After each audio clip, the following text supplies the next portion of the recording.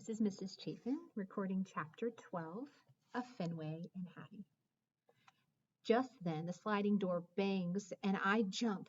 Fetch Man is on the porch, his fat leathery glove on his hand and a familiar cap on his head. He tosses a white ball into the air and catches it. Okay, he's no Hattie, but playing ball with Fetch Man is my second favorite thing to do. Excuse me, ladies, I have a game to play, I call over my shoulder, trotting to the porch. Go knock yourself out, Goldie says. Goldie, Patches scolds. Fetchman grabs another fat leathery glove off the porch. He bounced down the stairs, holding it out in the direction of the giant tree. Hattie, he calls excitedly. I'm leaping at his side for a better sniff and a view. The glove on Fetchman's hand smells old and worn. It looks bigger than the other one, which is new and stiff. Fetchman beams proudly like he's found a bone that was lost for a long, long time. Hattie, he calls again. Her face appears in the squirrel house window, but she does not look happy. Hattie grimaces and shakes her head. Fetchman reaches out the glove like he's not sure. Hattie saw it the first time. Come on, he begs. Hattie shakes her head more forcefully. Fetchman sighs loudly. Then he chatters in a voice that sounds like a combination of coaxing and pleading, like he's trying to get her onto the cold, scary scale on the vet's office.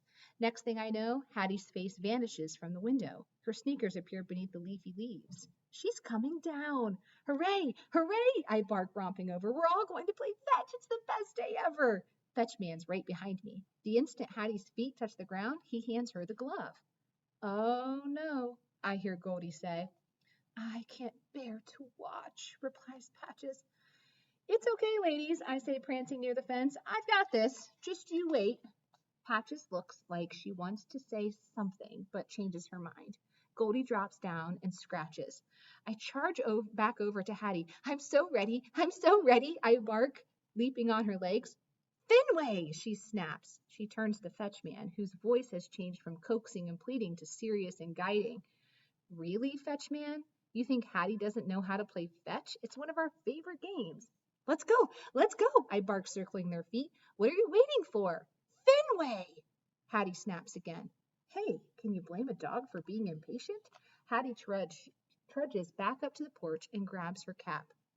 She tucks it on, pulling her bushy tail through the back.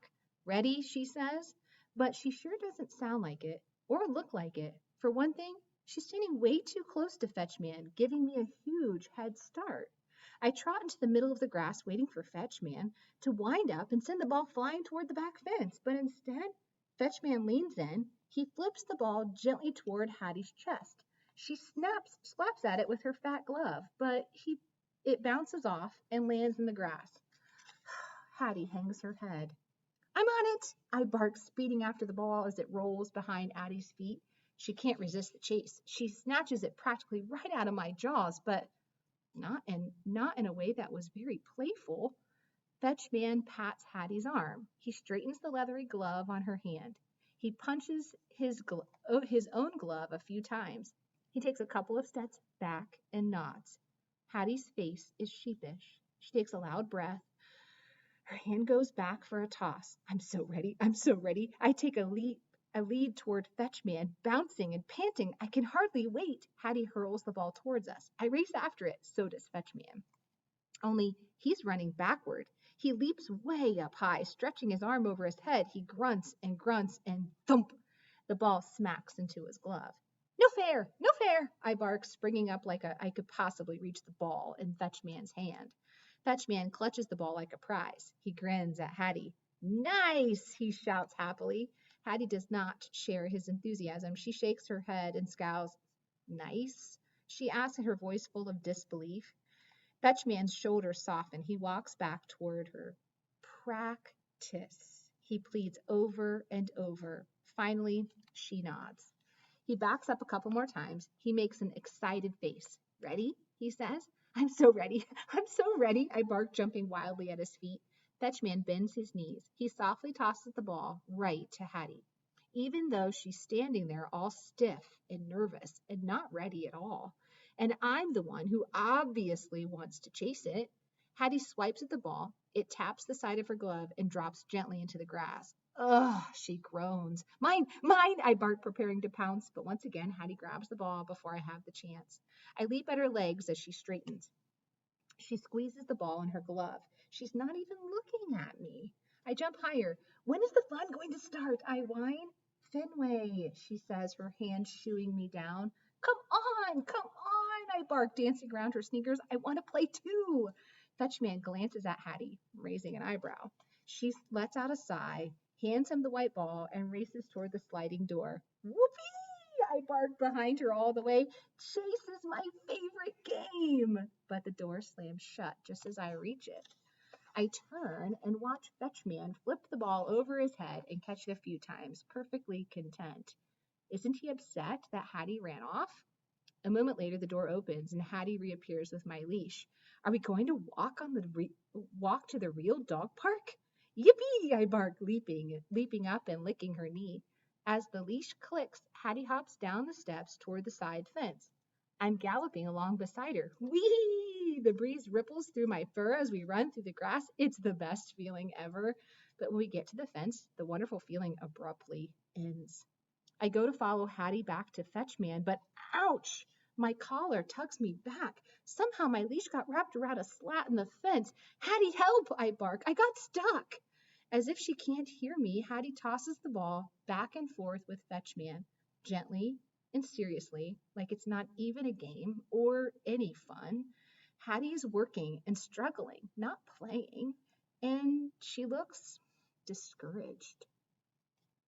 If only I could get loose, I could show her how much more fun it is when the ball whizzes far over our heads and we have to chase after it a long, long way. I crumple into a heap of helplessness and defeat. I hate to say I told him so, Goldie mutters. He has to learn for himself, Patches says. My ears perk up. What do I have to learn? Patches looks like she doesn't know what to say, or maybe how to say it. Goldie nods toward Hattie. You can keep trying all you want, but she's not going to be the same short human you had before. She's changing. I want to tell them they're wrong, that I'm going to find a way to get her back. All I need is a good idea. Then I hear, woo woo! I whip my neck around. Hattie's jumping in a fit of celebration. Her fist is gripping the white ball, pumping the air like a sign of victory. Even from here, I smell a feeling I haven't smelled in a while. Confidence? Fetchman grins and claps his hands. Patches lets out a little whimper. Oh, it's so painful to watch. So very like our sweet angel, with that same white ball, the same glove. Goldie shakes her head in disgust. That's how it went wrong. It all started with that ball and glove. Whoa, the ball and glove are the problem? I sprang to my feet. I thrust my nose into a gap in the fence. I told you I'm going to get my Hattie back, I said to the ladies, and I know exactly how to do it. It's the end of